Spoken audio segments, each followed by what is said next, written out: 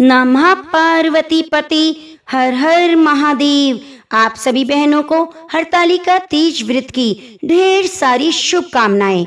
हिंदू पंचांग के अनुसार हर साल भादो मास में आने वाली शुक्ल पक्ष की तृतीया तिथि के दिन हरतालिका तीज मनाई जाती है। हरतालिका तीज का व्रत भगवान शिव, मां पार्वती के अटूट रिश्तों को ध्यान में रखकर किया जाता है।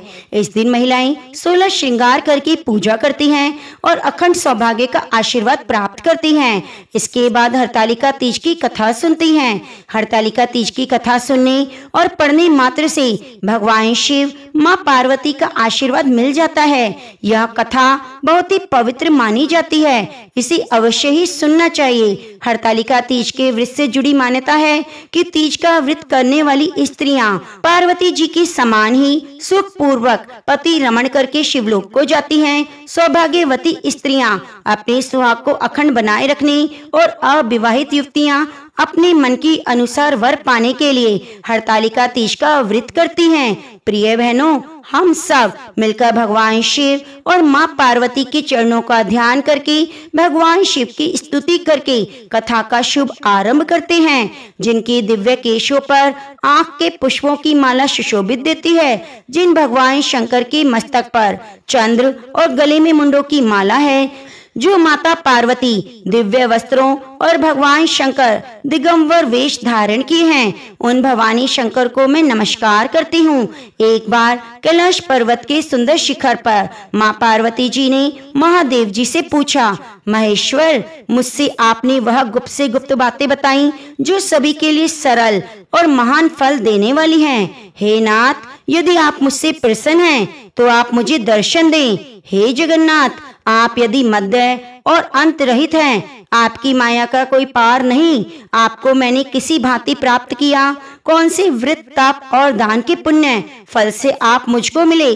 तब महादेव जी कहने लगे, हे देवी, मैं आपके सामने उस व्रत के बारे में कहता हूँ जो परम गुप्त है। जैसे तारा गणों में चंद्रमा, ग्रहों में सूर्य, वर्णों में ब्राह्मण, देवताओं में गंगा, पुराणों में महाभारत, वेदों में शाम और इंद्रियों में मन श्रेष्ठ है, वैसे पुराण और वेद सब में इनका वर्णन आया है, जिनके प्रभाव से तुमको मेरा आधा आसन प्राप्त हुआ। हे प्रिय, उसी का मैं तुमसे वर्णन करता हूँ। सुनो, भादो मास की शुक्ल पक्ष की हस्त नक्षत्र के दिन इस व्रत का अनुष्ठान मात्र करने से सभी पाप नष्ट हो जाते हैं। तुमने पहले हिमालय पर्वत पर इसी महान व्रत को किया था, जो अब मैं तुम्हें सुनाता हूँ। ध्यान पूर्वक सुनो। तब पार्वती जी बोली, हे प्रभु, इस व्रत को मैंने किस लिए किया, यह मुझसे सुनने की इच्छा है, सो कृपा कर कहिए। तब शंकर जी बोले, आर्यव्रत में हिमालय नामक एक महान पर्वत है, जहाँ अनेक प्रकार की भूमि अनेक प्रकार के वृक्षों से सुशोभित है, जो सदैव बर्फ से ढके हुए और गंगा जी की कलकल ध्वनि से शब्दायमान है। हे पार्वती जी, तुमने बाल्यकाल में उसी स्थान पर परम तप किया था। 12 वर्ष तक के महीने में जल में रहकर, बैसाख मास में अग्नि में प्रवेश करके तप किया, सावन के महीने में बाहर खुले में निवास कर, अन्न का त्याग कर तुम तपस्या करती रही। तुम्हारी उस कष्ट को देखकर तुम्हारे पिता को बड़ी चिंता हुई। चिंता में सोचने लगी कि मैं अपनी इस कन्या का विवाह किससे करूं। एक दिन देवऋषि नारद वहां आए और देवऋषि नारद ने तुम शैलपुत्री को देखा। तुम्हारे पिता हिमालय ने देव ऋषि को अर्घपाद आसन देकर सम्मान सहित बिठाया और कहा, हे मुनीश्वर, आपने यहाँ तक आने का कष्ट कैसे किया, कहिए क्या आज्ञा है। तब नारद जी बोले, हे गिरिराज, मैं श्री विष्णु जी का भेजा हुआ यहाँ आया हूँ। आप अपनी कन्या को उत्तम वर को दान दो। ब्रह्मा, इंद्र, शिव आदि देवताओं में भगवान विष्णु के समान कोई उत्तम नहीं, इसलिए मेरे मत से आप अपनी कन्या का दान विष्णु जी को कर दो। हिमालय बोले, यदि भगवान वासुदेव स्वयं कन्या को ग्रहण करना चाहते हैं और इस कार्य के लिए आपका आगमन हुआ है, तब तो यह मेरे लिए अत्यंत गौरव की बात है। मैं अवश्य ही अपनी कन्या उन्हें दूंगा। हिमालय का यह आश्वासन सुनते ही देव ऋषि नारद आकाश में अंतर्ध्यान हो गए और भगवान विष्णु के पास पहुंचे। नारद जी ने हाथ जोड़कर भगवान विष्णु से कहा, प्रभु, आपका विवाह कार्य निश्चित हो गया। इधर हिमालय ने पार्वती जी से प्रसन्नता पूर्वक कहा, हे पुत्री, मैंने तुमको गरुड़ ध्वज भगवान विष्णु को अर्पण कर दिया है। पिता के वाक्यों को सुनते ही देवी पार्वती जी अपनी सहेली के घर गई। पृथ्वी पर गिरकर अत्यंत दुखी होकर विलाप करने लगी। उनको विलाप करते हुए देखकर सखी बोली, हे देवी, तुम किस कारण से दुखी हो, मुझे बताओ, मैं अवश्य ही तुम्हारी इच्छा पूरी करूंगी। तब पार्वती जी बोली, हे सखी, सुनो, जो मेरे मन की अभिलाषा है सुनाती हूँ। मैं महादेव जी को वरण करना चाहती हूँ। मेरे इस कार्य को पिताजी ने बिगाड़ना चाहा, इसलिए मैं निसंदेह इस शरीर का त्याग करूंगी। पार्वती जी के वचनों को सुनकर सखी ने कहा, हे देवी, जिस वन को तुम्हारे पिताजी ने ना देखा हो तुम वहां चली जाओ, भगवान शंकर कहते हैं। तब देवी पार्वती अपनी सखी का यह वचन सुनकर वन को चली गई। पिता हिमालय ने इधर उधर तुमको घर पर ना पाकर सोचा, मेरी पुत्री को कोई देव, दानव, किन्नर हरण करके ले गया, और मैंने तो नारद जी को वचन दे दिया कि मैं अपनी पुत्री का विवाह भगवान विष्णु के साथ करूंगा। हाय, अब ये कैसे होगा? ऐसा सोचकर वे बहुत चिंता में बीत गए और मूर्छित हो गए। तब सब लोग हाहाकार करते हुए दौड़े और मूर्छा दूर होने पर गिरिराज से बोले, हमें आप अपनी मूर्छा का कारण बताएं। हिमालय बोले, मेरे दुख का कारण है, मेरी रतन रूपी कन्या का कोई हरण करके ले गया, या सांप ने काट लिया, या सिंह ने मार डाला। वह न जाने कहाँ चली गई, उसे किसी राक्षस ने मार डाला। इस प्रकार कहकर गिरिराज दुखी होकर ऐसे कांपने लगे जैसे तेज वायु के चलने पर कोई वृक्ष कांपता है। इसके बाद हे पार्वती, तुम्हें तुम्हारे पिता घने जंगल में ढूंढने निकले। तुम भी सखी के साथ भयानक जंगल में घूमती हुई एक वन में एक नदी के तट पर गुफा में पहुंच गई। उस गुफा में तुम अपनी सखी के साथ प्रवेश कर गई, जहां तुम अन्न जल का त्याग करके बालू का शिवलिंग बनाकर मेरी आराधना करती रही। उस समय पर भादव मास के हस्त नक्षत्र युक्त तृतीया के दिन तुमने मेरा विधि विधान से पूजन किया। रात्रि को गीत गायन करते हुए जागरण किया। तुम्हारे उस महाव्रत के प्रभाव से मेरा आसन डोलने लगा। मैं उसी स्थान पर आ गया जहाँ तुम और तुम्हारी सखी दोनों थी। मैंने आकर तुमसे कहा, हे वरानने, मैं तुमसे प्रसन्न हूँ, तुम मुझसे वरदान मांगो। तब तुमने कहा, हे देव, यदि आप प्रसन्न हैं तो आप महादेव जी ही मेरे पति हो। तब मैं तथास्तु कहकर कैलाश पर्वत चला गया और तुमने प्रभात होते ही मेरी उस बालू की प्रतिमा को नदी में विसर्जित कर दिया। हे शुभे, तुमने वहां अपनी सखी सहित व्रत का पारण किया। इतने में तुम्हारे पिता हेमवान भी तुम्हें ढूंढते हुए उसी जंगल में आ पहुंचे। उस समय उन्होंने नदी के तट पर दो कन्याओं को देखा तो ये तुम्हारे पास आ गए और हृदय से लगाकर रोने लगे। फिर बोले, हे पुत्री, तुम इस सिंह, व्याघ्र आदि युक्त घने जंगल में क्यों चली आई? तब तुमने कहा, हे पिता, मैंने पहले ही अपना शरीर शंकर जी को समर्पित कर दिया, लेकिन आपने नारद जी को जो कुछ वचन दिया इसलिए मैं महल से चली आई। ऐसा सुनकर हिमवान ने तुमसे कहा, मैं तुम्हारी इच्छा के विरुद्ध कार्य नहीं करूंगा। तब वे तुम्हें लेकर घर को आए और तुम्हारा विवाह मेरे साथ कर दिया। हे देवी, उसी व्रत के पुण्य प्रभाव से तुमको मेरा अर्धासन मिला। इस व्रतराज को मैंने अभी तक किसी के सम्मुख वर्णन नहीं किया। हे देवी, अब मैं तुम्हें बताता हूँ इस व्रत का यह नाम क्यों पड़ा। तुमको सखी हरण करके ले गई, इसलिए हरतालिका पड़ा।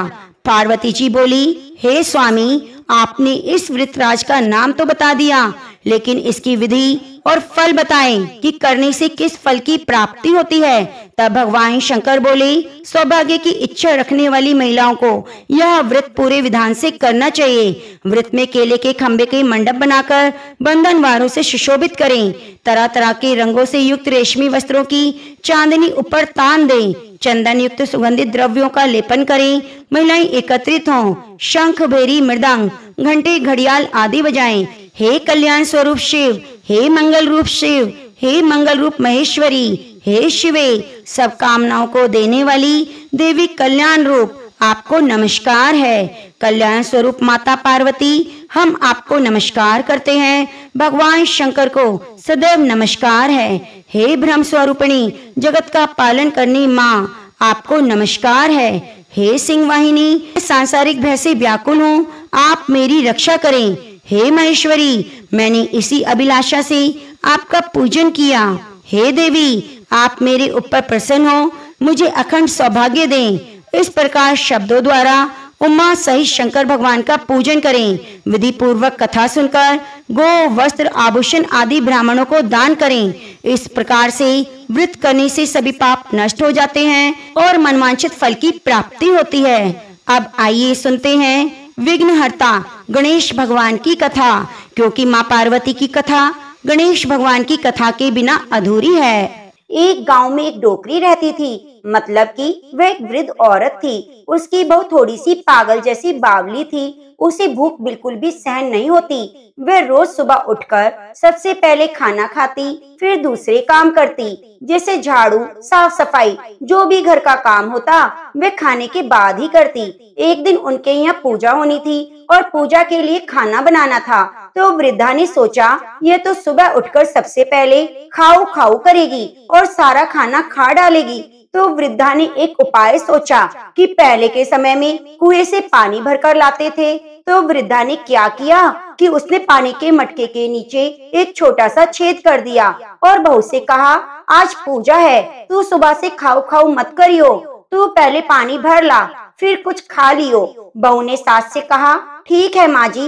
वह पानी भरने के लिए चली गई। बहू भी थोड़ी सी समझदार थी। उसने देख लिया कि पहले ही सासू ने मटकी में छेद कर दिया है। तो उसने क्या किया, जब वह घर से निकली तो उसने साड़ी में आटा बांध लिया और बहू पानी भरने कुएं पर आई। उसने वहां पर सबसे पहले अपनी साड़ी में बंधा हुआ आटा निकाला, फिर पनघट पर उसे गूंद लिया और उसकी बाटियां बना ली। वहीं गांव में पास में कुआं था, वहीं पास में शमशान भी था। तो एक मुर्दा जलाया जा रहा था, तो उसकी आंच पर उसने बाटियां सेक ली। वहीं पास में गणेश जी का मंदिर था। गणेश जी को चोला चढ़ाया गया था, तो गणेश जी की जोत में घी लगा हुआ था। उसने घी से बाटियां चिपड़ी और एक बाटी गणेश जी को भोग लगाकर उसने वह बाटी खा ली। उसके बाद आराम से पानी भरा और फिर वह आराम से अपने घर चली गई। इधर गणेश जी क्रोधित होते हुए नाक पर अपनी उंगली चढ़ा ली और उसके बाद कोई उधर से निकला तो उसने देखा कि गणेश जी ने नाक पर उंगली चढ़ा रखी है। तो उसने गांव में जाकर सबसे कह दिया कि गणेश जी ने नाक पर उंगली चढ़ा ली है। अब गणेश जी की नाक से उंगली उतारने के लिए सबने बहुत प्रयास किए। कोई गणेश जी का पाठ करता, कोई हवन करता, कोई जाप करता, लेकिन गणेश जी तो नाक पर उंगली लगाए हुए थे, उन्होंने हटाई नहीं। अब यह बात धीरे धीरे राजा तक पहुंच गई कि गणेश जी ने नाक पर उंगली चढ़ा ली है। राजा ने बड़े बड़े पंडित और ज्योतिषी बुलाए, सब कुछ कर लिया, पर गणेश जी नाक से उंगली नहीं हटा रहे। अब राजा ने पूरे राज्य में मुनादी करा दी कि जो भी गणेश जी की नाक पर से उंगली हटवाएगा उसे 5 गांव दिए जाएंगे। अब राज्य में सभी लोग अपनी तरफ से प्रयास करने लगे। गणेश जी ने फिर भी नाक से उंगली नहीं हटाई। अब थक हार गए। आखिर में डोकरी बोली, माँ जी अगर आप कहो तो मैं गणेश जी की नाक से उंगली हटा सकती हूँ। तो वृद्धा हंसने लगी कि बड़े बड़े पंडित ज्योतिषी गणेश जी की नाक से उंगली नहीं हटा पाए, तू हटा देगी। बाबली, तू कैसे हटाएगी? तभी एक आदमी ने कहा कि इसे भी एक बार मौका दे दो, इसको भी प्रयास करने दो, देखते हैं क्या होता है कि गणेश जी नाक से उंगली हटाते हैं या नहीं। चल तू भी एक बार कोशिश कर ले। फिर बहू ने कहा कि मेरी एक शर्त है, मेरे घर से गणेश जी के मंदिर तक एक बड़ा सा पर्दा लगाया जाए। तो लोगों ने कहा ठीक है, और घर से मंदिर तक पर्दा लगवा दिया गया।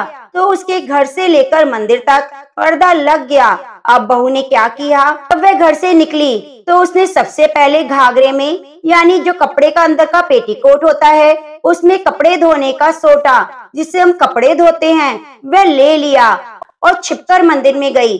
मंदिर में सोटा निकालकर गणेश जी से बोली, क्यों रे गणेशा, क्या बात है? आटा मैं अपने घर से लाई, पनघट से पानी लेकर उसको गूंदा और मरघट पर मुर्दा जल रहा था तो वहाँ पे जाकर बाटी बना ली। तेरी तौन से जरा सा तो घी लिया था तो तुझे भी तो दी मैंने बाटी खाने को, फिर तूने नाक पे क्यों उंगली चढ़ाई? उंगली हटा ले, नहीं तो एक सोटा तेरी नाक पे दे मारूंगी और तेरी नाक टूट जाएगी। बहू की बात सुनकर तो गणेश जी डर गए। उन्होंने सोचा यह तो बाबली है, ही में मार देगी तो क्या करूँगा, इसका कोई भरोसा नहीं। और वह गणेश जी ने झट से नाक से उंगली हटा ली। अब तो पूरे गांव में डोकरी की बहू की जय जयकार होने लगी कि डोकरी की बहू ने गणेश जी की नाक से उंगली हटवा दी। राजा ने अपने आदेश के अनुसार 5 गांव बहू को दे दिए। हे गणेश जी महाराज, जैसे आपने डोकरी को बहू को दिया वैसे सबको देना। कहानी कहने सुनने वाले, हुंकारा भरने वाले को देना। कथा अधूरी हो तो पूरी करना, पूरी हो तो मान रखना। इस कथा से पता चलता है कि भगवान अपने भक्त की सच्ची भक्ति से ही रिश्ते हैं। तो प्रेम से बोलिए गजानन की जय हो।